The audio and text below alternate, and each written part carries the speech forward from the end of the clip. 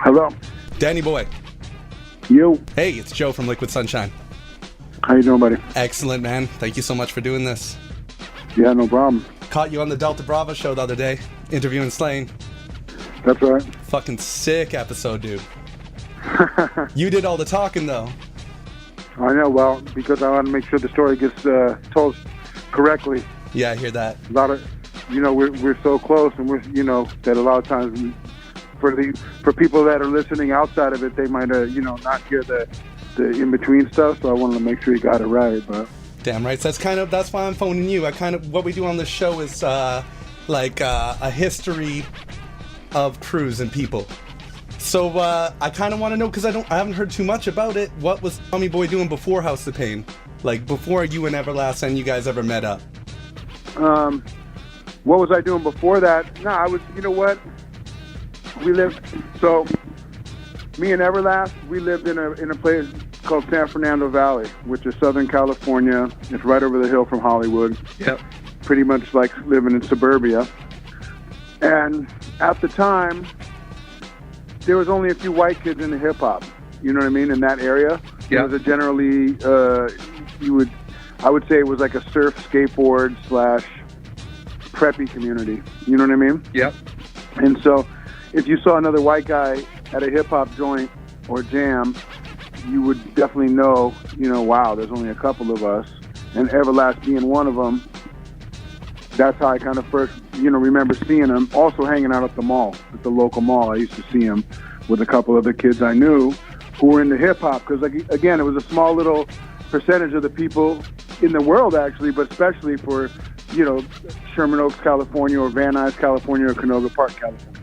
There wasn't that many of us, so we all knew who each other was, and we went to the same school. He went to the same school I did for like summer for a while, and I went to Canoga Park High School. So we ran in the same little circles. So that was kind of how we first met. But yeah, and he was already doing shit with Syndicate back then, right? Like Ice-T was going to the same high school as you guys at the time, right? Yeah, Ice-Cube went to Taft too. But yeah, he was doing stuff with Syndicate right around that time. Which, it was pretty impressive for, a high school kid to be working with Ice-T and working with Blau and Divine Styler. Yeah. And, I knew all these dudes as well. So, to see Eric be the only white kid in the world at the time, besides like the Beastie Boys and a couple others, to even like have a record out was pretty impressive. You know what I mean? It was huge. Huge, and I was a fan of that. No, I'm not gonna, I was a fan first of his stuff. That being said, the record didn't really pop like that.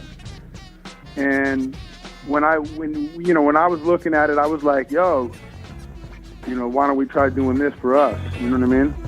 And so I ran into Everlast again, and he was in transition of where he was going to stay. He was staying at his mom's, and I think he had just left an apartment where he was living. And I said, why don't you come stay with me? We got an extra room. And that's kind of when we tightened up and we started talking ideas. And he came across a bunch of tapes that I had made. It was all bullshit. It was like cheap demos, garbage stuff. So shit that you were actually rapping. It was demo tapes of Danny Boy rapping. Rapping, singing, type. We were always, everybody in that circle. That's what I liked about hip-hop, was like we were all creative at some point. At one point I tried to DJ, I had turntables, I used to do graffiti, I used to break dance, and same with Everlast. He used to write graffiti, he used to write Czar, C-Z-A-R. Yeah, I've heard that. You were breakdancing, man? You're 6'5"? You were breakdancing? I'm 6'6". Yeah, of course I was. And that's what sucked me into hip-hop, you know what I mean? It was more than just like music. Yeah. Like the music part is just a small piece of why I consider myself a b-boy. Originally, it was like the style. You know what I mean? I seen, the music was first. So the truth is, the music was first, but then the style sucked me in, and graffiti sucked me in. And by the time Beat Street came out, I was like, yo, this is my thing. You know what I mean? Fuck yeah. I was into it prior to that, but I used to rent Beat Street on VHS and watch that thing 30 times a day. Yep. Until I had classic. We had a 3-day rental, and my mother had to take it back. And, nice. Fuck yeah. So the House of Pain thing was like that. So Everlast put a record out. It didn't do so well. Well, who came up with the whole concept? You came up with the concept of House of Pain, right? Yeah, it was my concept. So that's what, you know, to tell you the shortened version of the whole thing is that, you know, for years I masqueraded as an MC, but really I'm not an MC. Yeah. You know what I mean? And I remember in the 90s, people used to, you know, come up to the, you know, mic or come to the DJ booth to kick a freestyle. I was like, yeah, nah. You know what I mean? Yeah. Because really it's not my strong spot.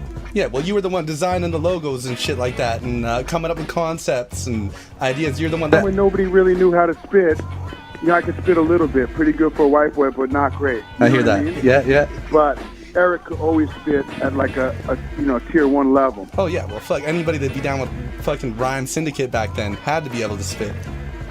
Yeah, so for me, bro, what I did was the concepts. Yeah, I'm a conceptual artist. So Word, how'd the whole House of Pain, how'd the name House of Pain come about? I'm telling you. You want to let me tell you? Yes, I do. Tell me. I want to hear it. So you're doing like I did the slaying right now. Okay, I'll shut up.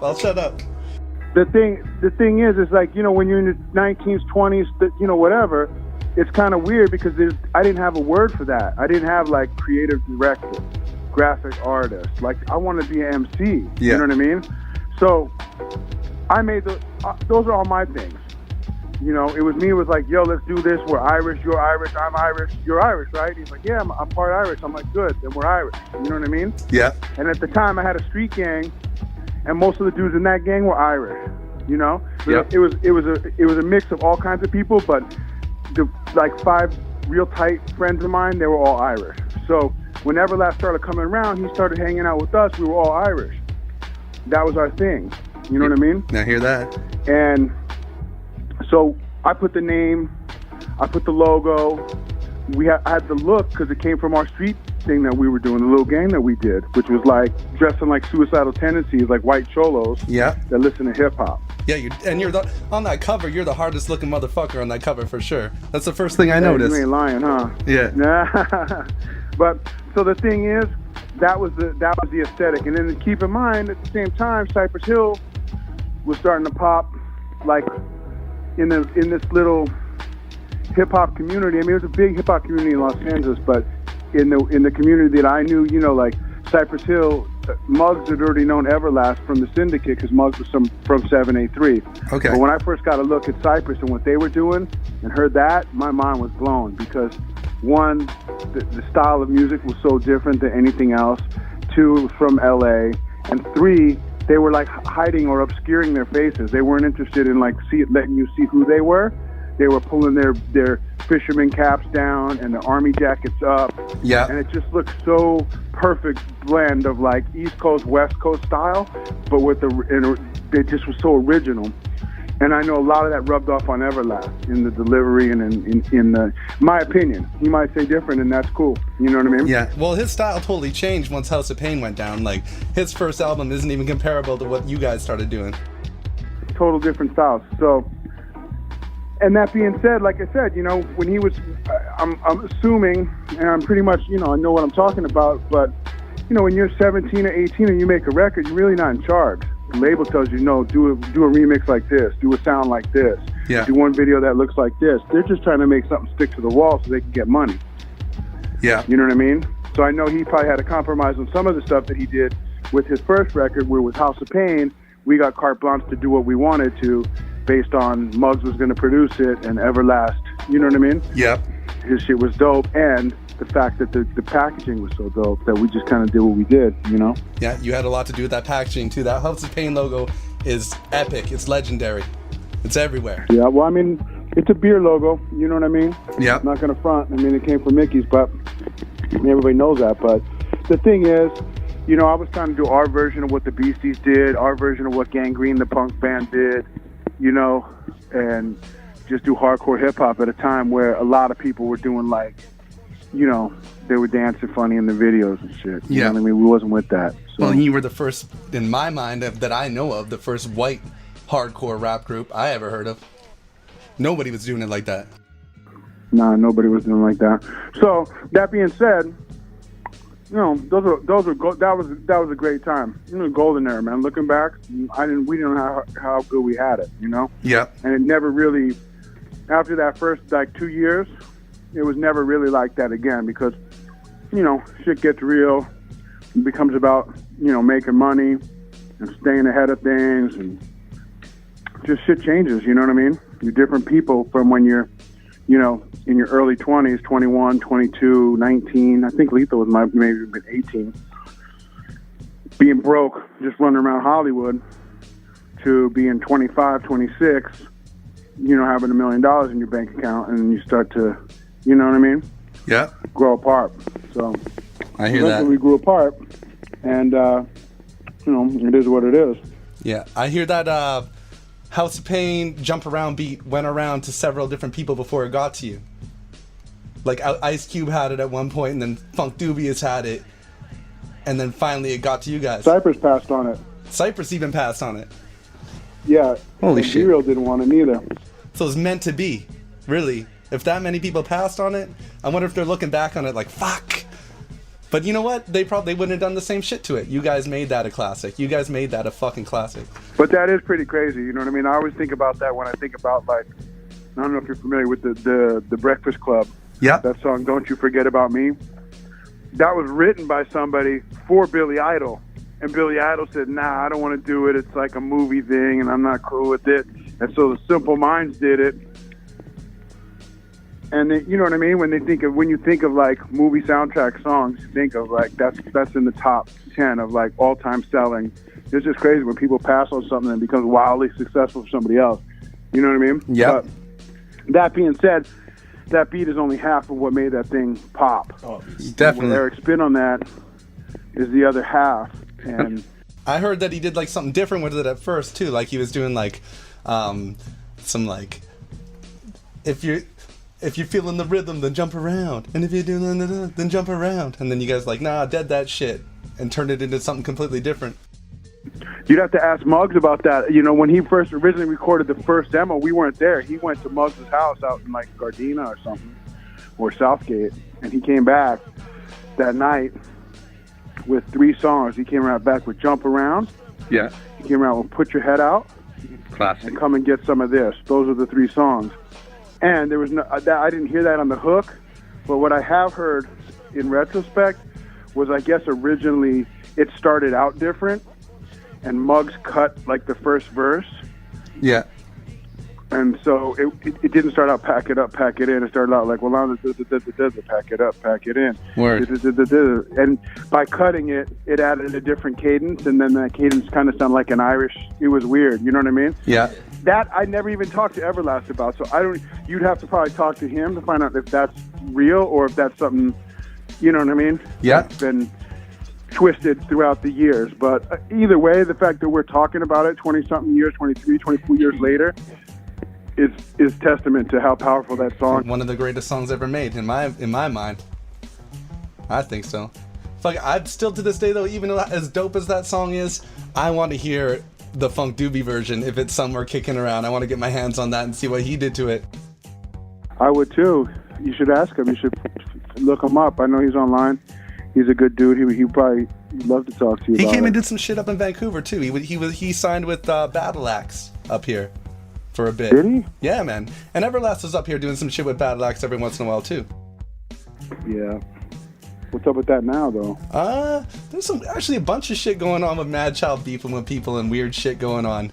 It's controversy stuff up in Vancouver, and it makes us. Seen it? Yeah. I got the internet. We got the internet over here. You guys got the internet in LA? Fuck. You know who hooked me up? Fucking NASA. Yeah. Bubbles and Ricky hooked me up. Fuck yeah. They fucking gave me that fucking cable connect. I hear that. Some Canadian references up in this bitch. That's it.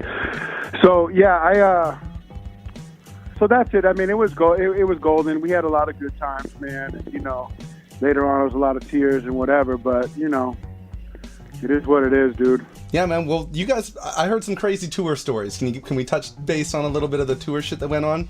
I'm an open book, so right on. That Beastie Boys tour, I heard something about like you guys had an AK-47 on the bus or something like that. Yeah, that's where I bought my first AK-47 on that tour. And that's when they were on some like Buddhist shit or something, and you freaked the shit out of them. That's all I heard. When they first came to LA and we were doing Paul's Boutique, you know, they were around, and then I ran into them originally when they first were opening the extra large store, And I did a weed wear hat, which had the marijuana leaf on a baseball cap. And even though I wasn't a smoker, everybody around me was. And again, I'm like a creative, that's my thing. Yeah. So I was like, yo, let me make a baseball cap and let me make a brand around it called the Original Weed Wear. So you see posters, early Cypress posters with Be Real rocking it and the T-shirt. Perry Farrell used to rock. I got photos of him rocking. Yeah. And I walked into the extra large store, and Mike Deee and the guy Eli were like, yo, that hat, what's up with those? I was like, I make them. They're like, yo, we got to sell them up here. So I was like, dope. So next time I came back, I brought up hats, and I brought a House of Pain shirt because my friend was a silkscreen artist, not an artist, silkscreen owner. He owned a business that did silkscreens. And at that time, it was like nobody knew where to get T-shirts made. Like, it was like kids didn't know how to do that. You know what I mean? Yeah. So I had the original House of Pain shirt made. I remember throwing up one to Eli, and Mike, he was like, what's up? Can I get one? I was like, phew, And he had no idea how, like, infatuated I was with their group. I mean, that shit was everything. The Beastie Boys were everything to me. Yeah, well, that's like my generation was everything was House of Pain. Your generation was everything was Beastie Boys. So I completely understand where you're coming from. So, and the only thing prior to that, was we did the first interview with Herb Magazine, and I said the only real white group that I like is a hip-hop group is House of Pain. It's the Beastie Boys. Yeah. And I heard that Mike Deee had cut that out and put that on his office door when they were doing their thing at the G-Sun Studios, making Paul's Boutique or making Check Your Head. Yeah. So I met them right at that era, like after Paul's Boutique, in between Check Your Head. So when they offered us to go on tour, I was like, this can't be real. This is incredible. Like, what? Like, our first ever tour and the Beastie Boys are taking us? Yeah. How does that happen? Like, how does that work? Insane. My mind was blown.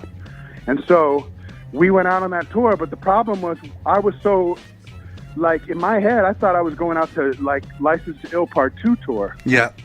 And it was nothing like that. It was Check Your Head, at which point they were already like... The party's over. Party's over. And now after, like, reading a couple books about that era for them, like, even when the party was in full swing during License to Ill, a lot, like, MCA and them, they were tired of it already because it really wasn't them. Yeah. That was like a big con. Yeah, it's a publicity thing, right? To get them out there. Yeah, they were doing it to get publicity, but they were really like mellow Buddhist punk. Oh yeah, they seem totally down to earth, even when you see them in interviews and shit. Right, so they put that whole, like, jock, tough guy, you know what I mean, B-boy image out there, but that really wasn't them. But I didn't want to hear that because I was so like, I had bought into the whole package that I didn't want to get out there and start hearing about Namaste and fucking, yeah, eating vegetarian and, shit. I didn't give a fuck about all that shit. Yeah, you want to hear fight for your right to party. You want to see them smash a fucking television. I mean, with the ammo inside my sock. Yeah. Bullet was the dud, so I greased in the middle, cool to grab the cool butt. Yes. That's the shit I wanted to do. I want to pour honey on chicks' tits. Fucking break shit. Yep. They were not having it. You know what I mean? And so it was a rude awakening for me. So we kind of just internalized that shit. Everlast wasn't the biggest Beastie Boy fan anyway. Really? Early on, he was... Nope. Because he was an MC. So he was like, fuck these dudes early on. Because he was really MCing where they were just rhyming. Yeah, he was like into Rakim and fucking and all that shit. Yeah. Like that shit. So... And I was too, but I saw the genius of the Beastie Boys early on. Yeah, they're amazing. He was more looking at them as competition. Where, again, I tell you now, I'm not an MC, so I didn't look at them as competition. I idolized them. Yeah. Like, I wanted the Ad Rock persona for me was like it. That was like the highest form of B-boy like a white guy could be, was that dude. His style, the way he rhymed, the way he moved, everything about him I try to emulate. Yeah. So that was also awkward because I remember doing our first sound check and they were standing up in the balcony watching, and I felt like, damn, how am I going to do the sound check? Because he's going to see right through me and know that I'm trying to do what he does from what I picked up in the home video, you know what I mean? Yep. Of License to Ill. What the fuck? It was awkward, you know what I mean? But the tour didn't last that long anyway, so by the time we did a few shows, we were out of there. But I bought an AK in Texas and fucking... Great place to buy an AK. Yeah. They were putting us on, like, literally as the doors were opening at 8. And we had, like, literally, like, a 20-minute set.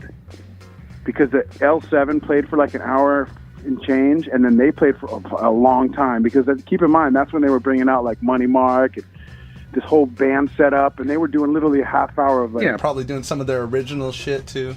Yeah. Dude, they were doing none of the fucking... I don't think they were doing much of like License to Ill, or it was strictly like... You know what I mean? Like instrumentals and the new shit. Really?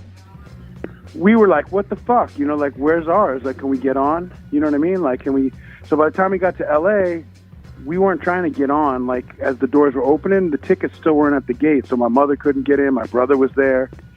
Our families were there, and they were stuck at the gate, and they wanted us to go on stage and perform and get it over with. And we were like, fuck no. You know what I mean? We're not going on yet. And then we weren't allowed to put our banner up when we got in LA, and it was like weird. So their tour manager came running up on our bus saying, if you guys don't get your fucking asses out of this bus and on the stage now, you're not going on. And Everlast threw him off the bus. Fuck out of here, you know? Mushed him down the steps. Yes. And then he said to the crew, I'm quitting if these motherfuckers don't get fired. So they had to figure out how to fire us. So we did one more show, and then we drove all the way to fucking Vancouver. Really? Up Vancouver, Canada? The escalator. Was it Toronto or Vancouver? What's on the West Coast? Vancouver. Vancouver, yeah. Yeah, we drove all the way to fucking Vancouver, and I was coming up the escalators in the hotel. There was this massive, long escalator, and as I'm coming up, I'm halfway up, and fucking MCA's coming down. He's like, yo, what the fuck? I was like, what do you mean? He's like, dude, call your manager. I'm like, what? I'm like, oh, what the fuck does that mean? So right when I turned around, come back down the escalator, our manager was on the phone, you know, big old brick phone and shit. Yeah. He's like, dude, we got kicked off this tour. I'm like, what? I was devastated. And you're already there? Oh yeah, I was already there. I thought, well, I didn't get that was a long ass ride there, and it was even a longer ride back home. Well, what, you guys didn't take the opportunity to kick it in Vancouver? It's beautiful up here. Not that time. So that fucking ride home sucked, because I thought we're done. Beastie Boys fired us. How do you get fired from the fucking Beastie Boy tour? Yeah. And we were never going to work again, and our careers were over. But truthfully, it was just the start. And we left that tour, and we went on the Soul Assassin tour. Every date was sold out. It was like 32 shows, sold out, packed to the rim, fucking bonk show. Come back after that, brought out Rage Against the Machine for their first ever tour with another group called Wool. We smashed the shit out of that, sold out you know what I mean? Yeah. After that, we never really looked back. So it was like, fuck the Beastie Boys at that time. Well, that first album was fucking hot as shit, man. You guys had Muggs producing, you had Cypress Hill on it, you had Be Real on it, you had a Pete Rock remix on it. That is the craziest album. Yeah, I mean, to me, that's my favorite record. Now, I know Everlast, when asked, or even when he brought it up recently, he was like, yo, the third album, and I just rolled my eyes and that. The Earth Rise Again shit? Yeah, but to me, the third album is an Everlast solo record, or a fucking Killer Rhymes record. It's really not a House of Pain record. Yeah, and he kind of gets a little bit like 5%er on it and shit. It's a little bit different than all the other albums. That ain't for me. No, and I was going to ask you that too. I was going to be like, yo, that third album, it doesn't seem very, it doesn't seem very Danny Boy to me. That second album's my shit. After the first record, everything changed, bro. And then the second record, there was still a little bit of the imprint. I felt like my presence felt a little bit on the second one. But by the third one, he wasn't tripping on what I was talking about. Yeah. He wasn't even asking. He was just making the record he wanted to make, and then he was ready to be out. But that I didn't know at the time. So when that record came out, I was just like holding on for dear life. Like, what's going on? We broke up, or he quit the band. After the second album? No, after the third record dropped, yeah. He did like 2 promo shows in Los Angeles, and he quit. He's like, I'm done with this. I quit. I don't even know what made him quit. But I was always under the impression that DJ Lethal quit because he was saying that it feels too much like a job now or some shit like that. No, hell no. He Everlast quit, dude. Okay, see, the thing back in the day, there was no internet back then, there was, but it wasn't very good. I couldn't go on it now and like how I can now and look up anything I fucking want. Back then, it was just all word of mouth, The only time I ever heard anything about you, it was like, maybe somebody heard you guys on MTV, and then by the time it's got filtered to me, I didn't see that episode. The story's changed 1,000 times, you know what I mean? Yeah. So, I don't know, I think Everlast all along wanted to go solo, wanted to be a solo guy. Yeah. And the crew thing was dope during the early 90s when, his first solo thing didn't pop, and Cypress was a crew, and early on he was like, I don't want to be in front of it. It's not, you know, because originally I was trying to call it Everlast and the House of Pain. Really? And he was like, nah. And I was like, that's gracious, because he's the front guy. Well, He's like, I just want a House of Pain. I don't care about being in the front of the photos or any of that. And he would always get in the front regardless most of the time. But it wasn't about that. It was about being like part of how Cypress was doing it, like a crew where yeah, like family. you didn't know who was in it. It was low key, low vis. You know what I mean? Instead of all the like in your face, like cartoon characters that like MTV Raps had at the end. Yeah. You know what I mean?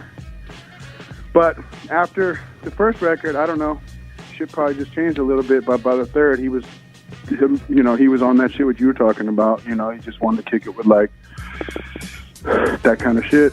That was where his head was at. And again, it's no judgment out of my thing. It just was like, it was awkward. You know what I mean? Yeah. No, I hear that. I kind of want to talk a little bit about this, The Same As It Ever Was, because that's my personal favorite album. Is it? And then you guys went on to do Who's the Man, the movie, and Judgment Night and all that shit, right? I think that was all the first record, dude. Who's the Man's on Same As It Ever Was.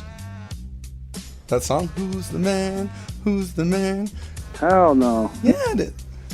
That's on the first House of Pain? The movie, that came off the movie, Who's the Man. Hmm. And the movie was made by Ted Demme from MTV Raps. That was the first record, no doubt. Okay. And And then then the second one was like, you know, the second one was cool too. You know, it was just like a whirlwind. I guess, you know, early on someone told me you have a year, you know, a lifetime to make your first record and a year to make your second if you're successful. And that was kind of true for us. Like we had a lifetime worth of experience going into the first one, meaning like we threw everything in the kitchen sink in that piece. You know what I mean? It was also recorded cheaply. It was also recorded quick, which in my book is a good thing because it was honest and it was authentic. Where the second record, you know what I mean, was like double the budget, double the pressure to perform, double the fucking expectations, double the, you know what I mean, and 1 year to do it. yeah. So That's my favorite album though, man. Same As It Ever Was. There's every jam on that. That's all Muggs too, right? no, and nothing was all Muggs. Even the first one was Muggs, Lethal, and a lot of what's his name from Funk Dubious. The Tomahawk Funk did one. Someone else did one. There was a few people on there, but second one was more even lethal than ever. Really? I'm gonna have to go back and listen to that second one again. I was just pumping in my ride today. I could have sworn Who's the Man's on the second one, but I'm not arguing with you. I'm not arguing with you with that shit. Fuck It that. ain't, because I remember when we filmed the video, we did a video on that shit, and again, it I was love like that that era of like, I remember intentionally switching my hat to a UPS hat from a mailman hat. It was that era. Yeah, you guys are sitting in the car driving around in that video. That's a dope fucking video. I love that video. So that was then. I have one question about that too. DJ Quik beef. I can't find anything about it. I'm so curious how that popped off. In a nutshell, so there was a video, I think, just like Compton, Yep. that Quik had. Do you remember it? No, I don't. You Google it, you'll see it. And he just says, like, you know, Oakland is just like Compton. D.C. is just, he's basically comparing all the other ghettos and saying they're just like Compton. Yeah. And in the video, he goes through different parts of town and, like, roughing up people. And in the one part where he says L.A. is just like, or Oakland is just like Compton, or fucking some part of the city, he chases out a guy with an afro in an army jacket with a Cypress look to him. And so we thought that, Cypress thought that was aimed at them. Really? Because he was a blood, Be Real was, you know what I mean? Yep. And that it might have been like a... So they had already dropped the record. They couldn't retort. So Eric was like, we'll hit him. You know what I mean? Yep. So we hit him with the, you know, You Make Me Sick, like DJ Quik, the style is whack. Yeah. Originally it was You Make Me Sick, like Strawberry Quik, the fucking shit you used to put in milk when you were a kid. Yeah. That was like strawberry fucking powder. But we got at Quik anyway, just to do it, to represent for Soul Assassins and get, you know. Yeah, and then you guys carried on and Who's the Man after he came back with that shit on Menace to Society, right? That was the soundtrack? Where he's like, you fake Irish faggot, na every last time I tag it. Yeah. I remember hearing that and being like, what the fuck? I mean, it is what it is. I mean, it was, you know, I don't blame him for retorting. I mean, that's what you do. You know, if you get someone slings shit at you, you sling it back. Yeah. Has there been any awkward moments of you guys in the same spot at the same time? No, I mean, I've ran past them a few times. You know, I mean, I'm 6'6" alpha male, bro. I'm not trying to, start no shit. I hear that. Yeah. Nobody's just gonna fucking have their way with me anyway, and they never could, never would. You're the outlaw biker with the bitch hitchhiker on the highway to hell. That's it. I got nothing but love for DJ Quik. There was a time where I was salty just because, he fired back. Of course he fired back. You're supposed to. It's hip hop. Of course. That's what I said. So, looking back, fuck it. I got nothing but love, dude. It's just a game. I don't take it that serious anymore. But when I'm in my 20s or even my 30s, my ego, my insecurity would get the best of me and would make it personal. Any personal. I don't give a fuck. Yeah. No, man. I hear that for sure. So, okay, third album drops, then you guys break up. And then 10 years go by. What happens before La Coka Nostra? What happens in those 10 years? 10 years, Everlast makes a solo record. And I know all about that. I want to hear about Danny Boy. Yeah, well, I'm telling you. Word. So Everlast drops a solo record and fucking does really well with it. Limp Bizkit pops off with Lethal, does really well with it. And then Danny Boy sits home feeling sorry for himself, not knowing how to not only equal the success that I had with House of Pain, but then compete with what Everlast is doing solo, where he's getting Grammys and writing hit records, and Limp Bizkit is selling through the roof. Yeah. And I just got involved with drugs at the end of House of Pain to deal with the loss. When someone leaves a band, it's like someone's father walking out. Like I hear people tell me, when my parents got divorced, it fucked my head up. Well, I never had a father, so I never knew that experience of what it like someone to leave. But when Everlast left, I kind of felt like, what the fuck? Like, I thought this shit was for life. I thought we were like, you know what I mean? Yeah, like brothers. Fucked me up. And then on the same token, like I said, I'm not a rapper. I don't make music. Yeah. You know what I mean? Like, I can, but it wasn't my passion. It wasn't my passion was to get with people who did and design the aesthetic and be part of a team. Yeah. So my team was gone, and at the time, all this other shit was going on. Everlast was doing fucking singy song shit, and Limp Bizkit was doing rock, rap, weird shit, and I was lost. And I found the need to do more and more drugs to medicate the way I was feeling, and I spent a good part of that time just fucking up, and then got sober around late 99. Yeah. And stayed sober for 3 years, and at that point I did a solo record. I did a group called X Supermodels. Yeah, I heard that. And then the label fell apart that I was on, this big-ass management company that was managing all those big acts. The label fell apart. My record didn't come out. You were doing other stuff, too, though. You were doing Power Man shit, too, right? You were doing that the whole time, though, right? That one song. Oh, X Supermodels is what you were doing the whole time. Power Man, you just did that one song. Yeah. Okay. The thing is the money came in nice from that, but the record never came out. And then I started going, what the fuck, man? I'm sober 3 years. I had a record deal, got a little money. I got accustomed to having nice things back. And my self-esteem felt like it was good again. And then after that record didn't come out, it fucked my head up again. And then I decided, you know what? I'm going to start drinking and using again, because I started feeling sorry for myself. So what I'm getting at is that back then I used to equate the outside stuff with my self-esteem. Like if I was getting stuff in life like I wanted and things were going my way, I felt good about who I was, and then I would do the right thing. But if I didn't get it, then I would fucking fall into a spiral and a depression, and I would treat my depression with drugs. It's crazy. It's like the opposite of most rock stars and rap stars, where they get the money, then they get addicted to drugs. You're addicted to, you fall off. It's almost like you fall off when you don't have it. I mean, no, that's not what I'm saying. I'm saying that my expectations were always high. So when I didn't exceed or meet those expectations, I started getting the fuck it's. When I get the fuck it's, I drink and use behind it just to make everything feel Yeah. So I did that again. 4 years of fucking downward spiraling until I finally hit rock bottom, and I got sober again by the grace of God. Then that's when we started talking about La Coka Nostra.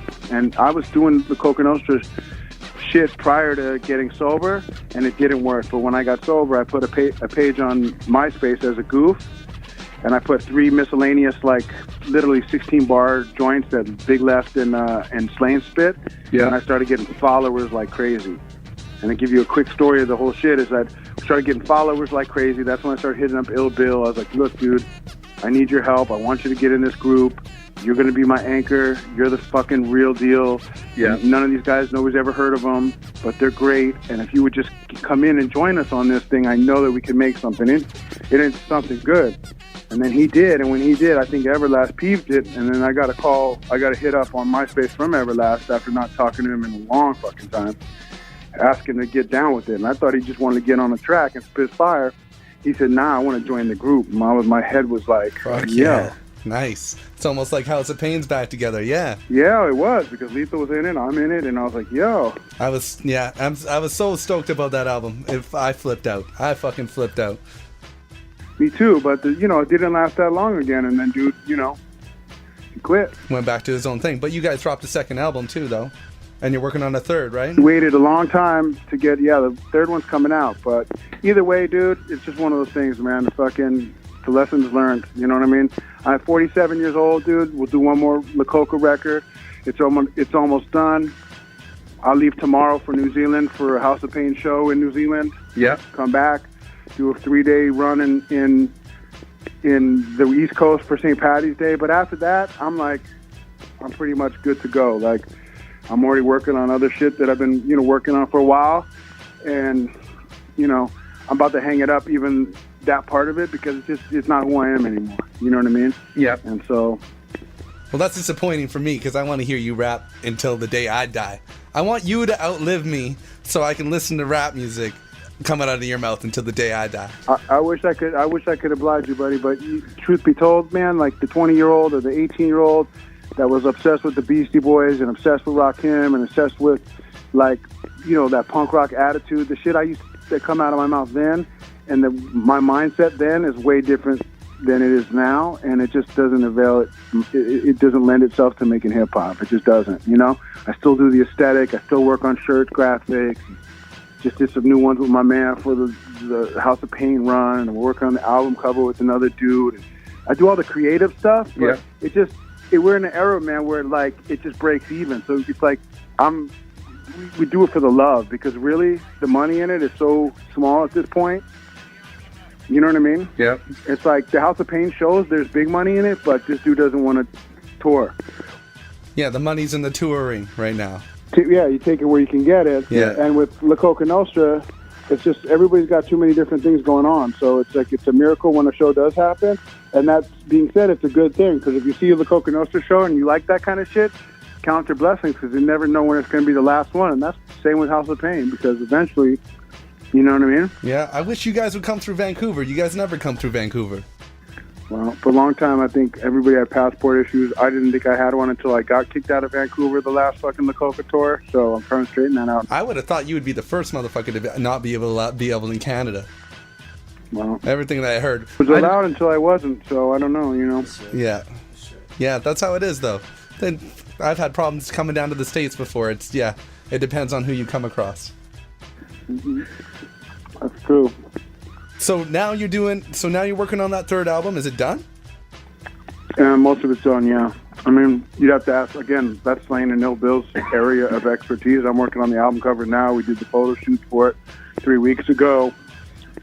Working on setting up a tour.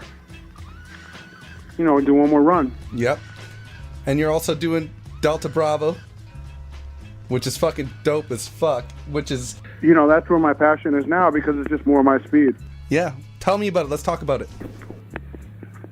So in a nutshell, when I was on tour with La Coka Nostra in 2006, we got stuck in Tulsa for 3 days, and Tulsa's like Midwest. And at the time, I had no idea where the fuck we were and why we were there. And it occurred to me that The Outsiders was filmed there. And as a kid, that was my movie. Yeah. That was my coming-of-age movie. That was my, oh, wow. I can relate to these characters. This movie is everything. So, ran around town, found all the locations, took all the photos, posted them up on Facebook at this point. Or maybe it was even MySpace still, but... And I started noticing that I'm getting a lot of hits, and a lot of likes, and a lot of people going, holy fuck. It's incredible. How are you finding these, and where are they? And I'm also a fan of The Outsiders. That's what they were telling me. So I found a new tribe. You know what I mean? So every place I'd go on tour, I'd look for movie locations, record cover locations, true crime locations. And it just became a thing I would do with my camera and Facebook. And then I started posting, and then I started gathering a little contingent of like-minded people. And now it's developed into this thing where I've got like 5 different crews in different cities. I got smaller chapters across the world, London, Paris. How does one get involved in something like that? Like, are you doing it online? So, say me, for instance. If you look up Delta Bravo. Oh, yeah, I'm part of the group. Yeah. Yeah, so all that stuff, just start going and looking for stuff and mash it up. And if you can't mash it up, you know, ask somebody on the page if they'll help you with it, and hopefully they will. And, you know, again, when I got kicked out of Canada, I was bummed because I wanted to go see I had a bunch of things on my hit list. I was trying to see if I could find that college where Rush did the Moving Pictures record, and I wanted to go see some of Toronto and do the Strange Brew, and you know, all the classic Canadian shit. Yeah, you know what I mean. I wanted to hit, and I still want to hit it, but well, you got me going. I want to do some. Sorry, I want to do some shit. I want to do some Delta Bravo shit up in Vancouver. I'm gonna get into it. I'm gonna get a camera. I'm gonna take some good pictures. Oh yeah. So that's how it started, and that's what it is. And so now we're looking at our TV show. Hopefully that'll happen. I met with a bunch of different production companies throughout the last couple of years, and for one reason or another, we weren't able to just get the right deal. Yeah. And so I think right now I'm on the verge of with the right deal. So I got a deal in the works, and hopefully it'll become a TV show. Yeah.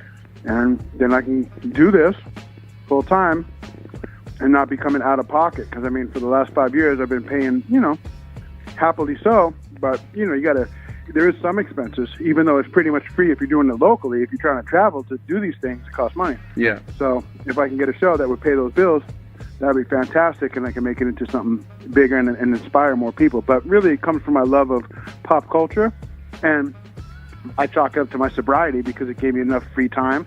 If you're sober, after a certain amount of time, you're like, what the fuck am I supposed to do with myself? I have never been sober for that long.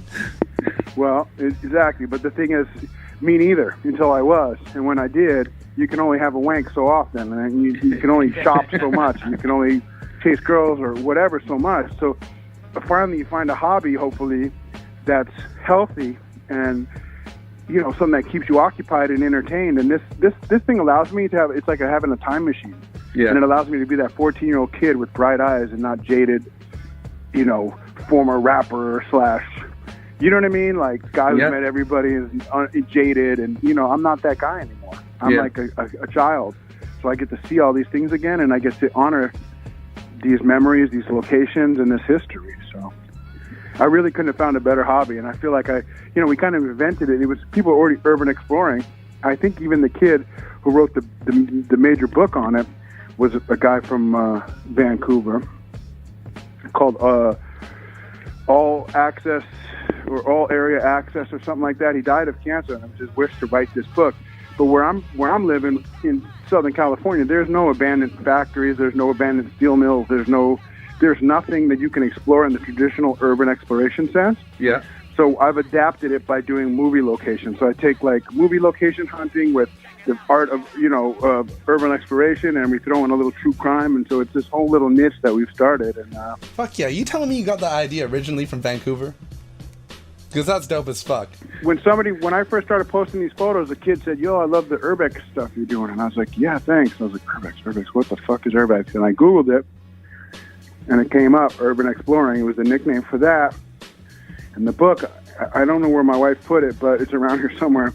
But if you look it up, there's a guy named like Ninjalicious, if you're by your computer. Okay. And All Area Access or something like that is the name of the book. It's a basic how-to manual of how to do it, how to pose as a delivery guy, and how to gain entrance, what to wear, what not to wear. Are you guys doing that shit, though? Are you guys actually doing that shit? Like being a little bit of sneakiness here and there? If I tell you, I have to kill you, right? Word up. I hear that. Yeah, of course we are. I mean, not all of us. I mean, a lot of those dudes on that page, believe it or not, are LAPD or NYPD. Word. I'm getting involved in this shit. I'm doing it. Yeah, it's badass. It's a good hobby, man. And then at the same token, I've got to meet all my like childhood fucking like heroes. I got to meet a lot of the cast members from Fast Times, Valley Girls, fucking The Outsider. You know, I've met so many people through it because I end up, you know, tagging them in something or talking to them on Twitter, and then they end up coming on my radio show, and you know what I mean? We become like lifelong friends, and it's like a mutual appreciation of both, you know? Yep. Both things, so. And it's also, you're doing a radio show / podcast? No, it's a radio show. It's just on internet radio. It's on dash.com. Hold on a second. Yeah, it's the Delta Bravo show on Los Anarchy Radio, which is on dashradio.com. And then if people don't see it right away, can they just download it off that site? Yeah. And then you also put it on your SoundCloud. I saw that. And we're going to link that at the podcast, too. So we'll put a link to that. Man, the fucking Pauly Shore episode is fucking amazing. Fucking amazing. Hilarious. I mean, we'll go over those stories. They'll get people to listen to that shit if they want to hear that. Actually, that brings me to this. I wanted you talk about your ghost meter you bought on that. You doing any ghost hunting? I mean, a little bit. You know, we try to, because of the television show, I kept getting like, we need you to do more true crime. We need you to do more this, that, and the third. And all of a sudden, you know, I was trying to do a little bit of extracurricular shit. And what was I going to say? So I ended up buying a ghost meter. We took it to the graveyard. We took it to where this one lady was murdered from the Penthouse or Playboy or whatever. I forget, Dorothy Stratton. Okay. But, you know, I mean, it's just a small thing of what we do. I know Pauly Shore from back in the day, and I had my party there, and it was haunted. They told me, so I wanted to go back. Yeah, his mom owns that comedian shop. What is it called again? Yeah, the comedy shop. Comedy store. Comedy store. That place is fucking legendary. You find any ghosts? Not just Pauly. Yeah, he's the wheeze. Wheeze and the juice. You find a ghost to this day? Have you found one? No. I mean, the thing just makes noises, really. I mean, it's just annoying. It doesn't, Does it scare you at all? Does it start making weird noises and freak the shit out of you at weird points? No, I want to be. That's what I'm looking for, dude. I need a little excitement in my life. I'm gonna get scared. It just doesn't, you know what I mean? It just ain't popping like that. My mom had a question for you. This is how much of a fanboy I am. Let me ask the question my mom had for you. Let me look it up on my phone. She texted me because you gotta understand. I've been a House of Pain fan since I was like 13 or 11 when your album came out. So my mom has known about you since then, and I kind of made her a fan. So here's the question. 1 second, it's on the text. Here's my question for Danny Boy. Okay, so back in the day, being called White Devil helped drive House of Pain to define themselves as Irish Americans who like to fuck, fight, and drink. Oh God, Mom. Okay, so now with the Coka Nostra and onward, how do you define Danny Boy, and what image do you want to convey yourself today? Yeah, the complete opposite of that. So whatever that was, I mean, you know, again, that was the insecure, you know what I mean? Yeah. Cocksure, 18 to 28-year-old dickhead, you know what I mean? Yeah. That's why doing what I do now, it's becoming harder and harder because really I don't live that, so I don't feel like, you know? So I don't mind riding the gravy train, doing some House of Pain shows just to like excite the old heads that used to get down with that. I feel that's good. Yeah. But making new music after this La Coka record drops will probably never happen just because that ain't me anymore. You know what I mean? Yeah. So complete 180 from that. So tell your mom that's the good news. Well, you know what? That's the answer she wanted, I'm pretty sure. Pearl McNeely's a saint, by the way. She doesn't usually swear. That's bullshit. I'm joking. Me too. All right, my man. I gotta run. I'll talk to you. Hello? Hello? I think it's over, man. What? Hello? Where you at, Danny Boy? Danny Boy. Yo, that was fucking incredible. Thank you very much, son. I don't even know why the fuck I'm here right now, actually, to be honest with you. I should You just magically appeared. Poof! I should just piece the fuck out of this game. Liquid Sunshine featuring DJ CeeLo and Mr. Archive and man. Not Sauce. That would be boring as fuck. That was ill, man.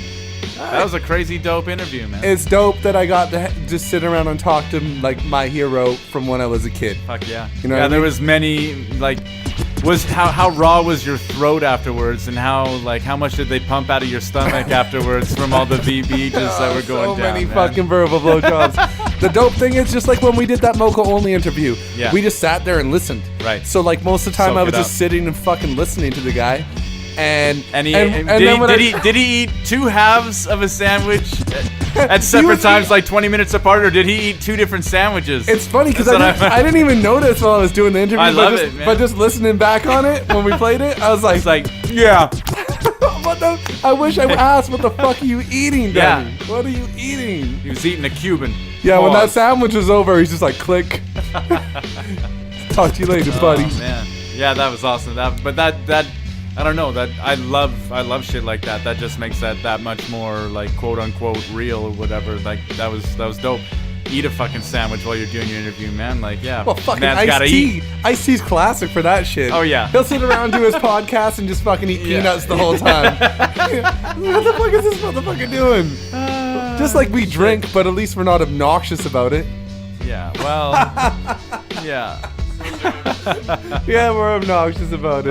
We're fucking obnoxious about it. That was hella dope. There was a lot of jewels that were dropped there, like a lot of like little nice nuggets of storytelling, like filling in the blanks on on the lore of West Coast hip hop. Yeah, well the whole story of Jump Around, knowing that it came originally went to Ice Cube, then he slipped it over to his cousin. Del the Funky Homo Sapien, and then it went to Funk Dubious, then it went to Cypress Hill, then finally became House of Pain's track. That's crazy that it went by that many people. I'm trying to picture like Be Real on that jam, man. Like, it'd be just a completely different song. Be a completely different song. Yeah. Crazy. Super dope, man. I love hearing those stories just as like a fan of hip hop and like just a lover of hip hop, man. I love hearing those stories. That's so dope. Thank you. Hey. Thank you, Mr. Archive. Well, and then after that, he put me on Son Doobie. We'll probably get a hold of him. Word. You know, and he also made some song requests we'll be doing tonight. Word. A couple ones you want to hear. So this is the St. Patty's episode. Should we just get right into the fucking mix? Yeah, his one main song he recommends, like, make sure you play the Sam song. I'm like, okay, and I just noted it down after the show when we were done talking. Yeah. And like, the fuck is the Sam song? So I look it up, and it's like the IRA militant, like, hardcore ass they're going to war song. Yeah. So like, politically, I know nothing about that jam, but Danny Boy fucking requested it. We're playing that shit. Word. From Danny Boy to you. CeeLo, we getting into this mix? Yeah, we can do that? Yeah. He's like, yeah, I guess so. Meh. Maybe. Yeah. Maybe we can do a little mixing. Yeah.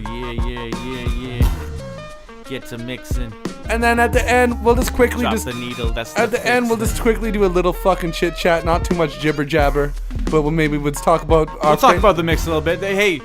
There's some gems. There's gonna be some fucking gems in here. Like, there's gonna be some shit that you haven't heard. Maybe haven't heard. No, you haven't heard this shit. You have not. And heard it's been this around for a long time, but you maybe haven't heard it. And if you have, you probably haven't heard it. There's some requests, like crazy requests. Tyler 2 Times had a request. Danny Boy had a request. There's some like Irishmen making really serious Irish decisions on this show tonight. Yeah, but there's some other shit too, man. We got some like then our favorites, of some course. Some like old like Black Alicious shit. 40 ounce of breakfast, I think, is coming up. Let's talk about it after. Let's talk about it after though. Some of my favorite jams from like back when I was shopping at FWH, just picking up shit, whatever was recommended to me. DJ CeeLo on the mix. Bring us out. Liquid Sunshine. Where we live at? in Vancouver, British Columbia, what planet's that? Canada, planet Earth. Oi, dude, oi, chilling oi, hard. oi, oi, oi. Tempt me, do a number on the label.